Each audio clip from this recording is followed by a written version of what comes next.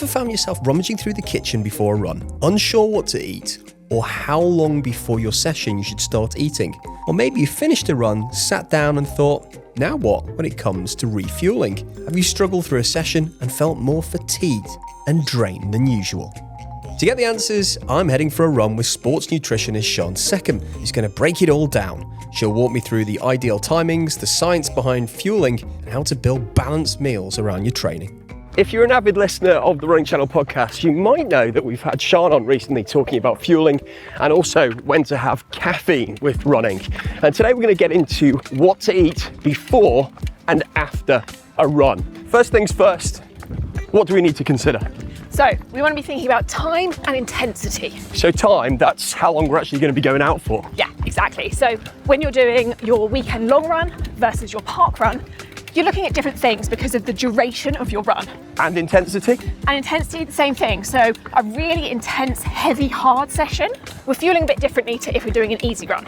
What about the science to what happens to your body when you fuel properly compared to when you don't? So when we're fueling properly, we're hitting two things: good energy and good digestion. Right. So if you don't have enough energy, your body's not going to be able to support your recovery, your training in the first place, and then it's when you start feeling really, really rubbish running. And digestion? So digestion, we ideally want our body to have digested our meal before we run. If we're having too much fibre or fat or protein, it can affect your digestion, make you feel really horrible and probably end up with some tummy troubles during your run. Yeah. So what about the timings of fueling correctly? So before your run, if you're having a big full meal, you probably want to be about 3 to 4 hours. But it's so personal. And That's a long time. Yeah. Whereas if you're going to have a meal like some we'll talk about later that are really specific for your run, you might only need to leave about 90 minutes. But again, super, super personal. Yeah. And it's actually all about practicing during your training. I always think of that 90 minutes as quite a bit of a golden rule. Yeah. Nothing substantial after 90 minutes. Yeah, exactly. And actually, you might find during your training that you might not need that much, or you might need a bit longer, but it's all personal and it's all about trying it and seeing what works best for you. If we nail this and get it all right, what are the benefits for us? So, I mean, firstly, your run is going to feel so much better. You're going to have better energy, and that means that you're going to have a better run. You're also probably going to have better digestion, so it hopefully will avoid then any toilet troubles. Yeah. After a run, I'm pretty guilty of just getting in, something happens with the kids, got to do something, and I'm not fueling properly. Yeah. And also, sometimes after a really long run, you might not feel like you want to. Yeah. It's really common, but actually, the most important thing you can do is get some nutrition in you. So what's the science behind this then? So after you finish your run, your body is most receptive to rebuilding those glycogen fuel stores in your muscles that you've just used. So that's going to help massively kickstart your recovery. It's also going to help with your muscle protein synthesis, which is how our muscles repair after a big long run. Right, so basically, if we want to repair quickly, and I suppose avoid injury as well, getting that fuel in at the right time after you finish is going to help us. Yeah, massively. And it's where you want to look at a protein to carbohydrate ratio, where you actually want 3 carb to 1 protein. So carbs are still our focus of our meals. Right. And the protein is then just there to help support. So what does that look like, 3 to 1? So something like a bottle of chocolate milk. Right. Really, really great. It doesn't have to be something splashy. Yeah. Or it could be building a smoothie where you've actually gone, okay, have I got 3 sources of carb to 1 portion of protein? You know what, chocolate milk, it doesn't jump to mind as something that I would be having straight after a run. Yeah, but it's honestly one of the best things we can have. Really? Yeah, it's got a great amount of carbohydrate and protein. It's got electrolytes in it. Yeah. It's going to help rehydrate you. And it's really easy. It's really easily available. It's easy to drink. Yeah. It's nice to drink. You hit a key word there, hydration. Yeah. Getting that right. So not too much, but certainly not too little. And actually, drinking to thirst is one of the best things we can do.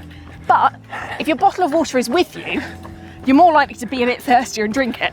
So it's small things like that of making sure you've got that bottle of water with you. So Sian, I'm training for a 5k PB at the moment, and that's pretty varied stuff when it comes to your training plan. I've got the short, less intense stuff and the longer work with more intensive training. You've got to fuel differently for each? Yeah, so for longer things and things with higher intensity, your body needs more energy. So you need more carbohydrates, as opposed to when you're doing a short, easy recovery run, you don't need as much. So when your sessions are long or intense, you really want to think about building up that meal beforehand and making sure you're having enough. Whereas for your less intense runs, you actually might not find that you need to leave as much time before you leave the door after eating. And it's also not as important that you have a full meal. There will be a lot of people watching this thinking, that's great, but how do I put it into practice? Shall I take you to the TLC kitchen and you can show us what it looks like? Let's do it. Sian, we've got a range of foods in front of us. Now they all serve a purpose, but I want to know what we should be having before and after a run. Let's kick off with the different food groups. Runner's favourite, carbs. Absolutely, and they are so important. So when we're building a meal or building a plate, we want to try and think about all the different constituent parts and tick them off.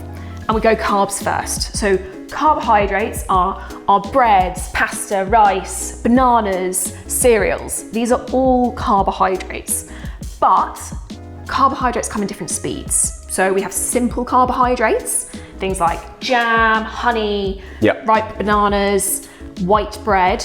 They digest a lot faster and give you energy quicker than things like whole grains or oats. So actually, that's the complex carbs. Exactly, that's the simple carbs. Nailed it. Right. Protein, foods that are high in protein. I'm thinking yogurt is full of protein. Yeah, yogurt is a great source of protein. Yeah. So is eggs. Nuts have got a bit of protein in them as well. And again, that's another secondary thing we're thinking about when we're building our plates. How much protein should we be having a day? So, depends on how big you are, how active you are, how old you are. Yeah. If you make sure you have protein sources in each of your meals, you're good to go. You don't have to stress too much about it. I feel like the longer we look at this food, the hungrier we're going to get. Exactly. Fats. Yeah. What role do fats play with running? Fats are super important and you need them for recovery and to support everything your body does. Things like peanut butter, eggs have some fats in them, avocados, Greek yogurt's great for good healthy fats. They're another constituent that on every plate we want some form of fat. And of course some of these things are both. So when it comes to fibre, we talked about the carbs being in the bread, but that's full of fibre too. So a whole grain piece of bread, it's got way more fibre than a white piece of bread. Avocado's got loads of fibre, bananas fibre, nuts and dried fruit, high in fibre. And again, fibre's brilliant, really good for our guts, helps with our digestion, slows down our digestion. But again, on every plate we build, we want to make sure there's a source of fibre. And fibre also tends to coincide with colour. So it's just adding some colour to our plates. Speaking of colour, 2 types of bananas here, some ripened bananas and some very fresh bananas. Yeah. These play different roles, don't they? Yeah, so actually this one has got way more simple carbs than this one. Because it's riper, those sugars have been breaking down and that's why you get kind of the skin colour change. So actually, if you're going before I run, I've got 2 bananas, which one do I go for? I don't mind a ripe banana. So great, so that's perfect. Park run for me, I'm just like, sweeter the better. Yeah, see, I get a bit funny about the texture. Really? Yeah, I like it with green on both ends. Okay. Well, you can have those and I'll have those. Deal. Should we build a before run plate and an after run plate so it's really simple for people? When I think of you, I think of the 90-minute rule. Okay.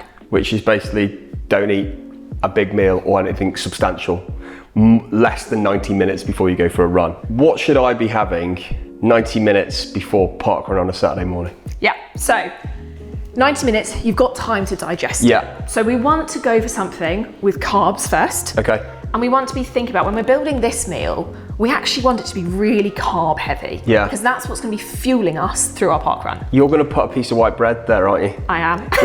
which is the exact opposite of what I would have done. I know. So I would always go brown bread. That just looks unhealthy to me. And it's okay, because different foods have different functions. Right. And this is going to digest way faster than a whole grain piece of toast. So instead of what I would normally do, which is have some of these on top of that, on top of this, I should be putting that back, and I'm guessing I should be having that. Perfect. Stunning. Right. And then you can load it up with some more. Perfect. This would be a fantastic pre-park run meal. Oh God, yeah, I've been doing this completely wrong. Where does this come in? So that's all much higher in fibre, much higher in protein and much higher in fat, which we've said we want on our plate, but actually before a run, we adjust this a bit. So we're looking at having lower fibre, lower fat, lower protein, and we've got a mix here of carbohydrates. Whereas then after your run, that's where you get to have your wholemeal toast. Okay. So after my run, I'm looking for that fibre and I'm looking for that full balanced meal. Wow. And then I'd want my protein, so I might have some eggs. And then we'll get some fats, some more fibre, some nice antioxidants and things in my avocado. Right. So actually, this is fueling afterwards. Stunning post-run meal. Yeah, this is actually one of my favourites. I go for this a lot. Because then actually, we've got way more things that overall, building a healthy plate, this is what we're looking for. Peanut butter.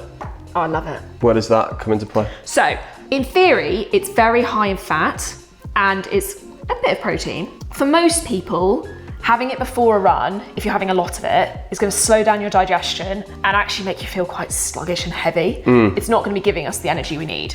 So it would be a save it for afterwards thing. Okay. But some people can have a little bit before. It's not the worst thing in the world to have a little bit, because actually this is really tasty. Yeah. So that's okay. But you don't want to go overboard on it because then it'll slow your digestion. It sits in this camp. It sits over there. Yeah. So it's kind of, if you think of it like an avocado, it's high in fat. I've woken up late. Yeah. I'm running for the start line. I haven't had 90 minutes to digest a significant or a big meal, or maybe I'm just a little bit nervous about a race. What can I have half an hour before? Yeah. So that's where all of these kinds of things come in. Is this not all processed food though? Is processed food not just bad? Everything has a place, and actually these are a really useful tool to have in our runner's diet. Right. So these are really quick, fast-acting, simple sugars and carbs. So these are going to give us fuel really quickly, give us a boost we need, and digest fast. So actually, that goes over here. That's very much over here. You could also, some people have a tablespoon of honey, or a banana just with loads of drizzles of honey. Things like serene bars, all these small snacks are actually great if you're pressed on time. Wow. So you're saying the honey is over in this camp? Yeah. But the peanut butter is in this camp? Yeah. This is blowing my mind. Why is the honey in this camp? So honey is a really, really simple sugar. So it's quick digesting, fast acting. So again, actually that on the banana and toast, very tasty. Right. So when I look at these processed snacks here, so you've got, some of them are granola bars, and then you've got your sweets, which you can obviously have during a run as well. Do we need to change how we think about it? Yeah, it's a tool and it has a place and a time. Right. So I wouldn't have this like just randomly in the middle of the day if I was just sitting at my desk, because it's not nutritionally serving me. Okay. It's not being helpful to me. But actually before a run, it's when it's super useful. Yeah. It's not bad, it's just when you have them. And actually going before my run, if you wanted a sweet treat, yeah, I've got dates or I've got sweets, very processed, not processed at all. But actually before a run, this has got loads of fibre in it. So for me, this is going to upset my stomach. Whereas this is just going to give me a boost and some energy. So actually, those would be pre and those would be post. You've just changed my diet more in 5 minutes than I have done in the last 5 years. I love it. Here's the big one. What is the one type of food that we should be completely avoiding? So greasy food and spicy food are two things that can really not make you feel very good when you're running, especially before, but also afterwards. They can just upset your tummy a bit. So we want to try and avoid things like that. So what are we talking about? Fried pizza, curries? Yeah, they're just not... A fry up? Yeah, exactly. A fry up before a park run is not going to make you feel good. And actually the whole aim of this is just making you feel as best as possible during your running. I mean, do you know anyone who's actually had a fry up before a park run? Sorry, what did you have? Hackney half, was it? Yeah, Hackney half, yeah. I think it was Sarah. Right. That has been unbelievably useful. Thank you for changing my life. You're so welcome. Right, I'm off to get a cup of tea. And speaking of tea, that's full of caffeine. And you came and talked to us about caffeine as well, about when you should be having caffeine. If you want to watch that video, click on the link.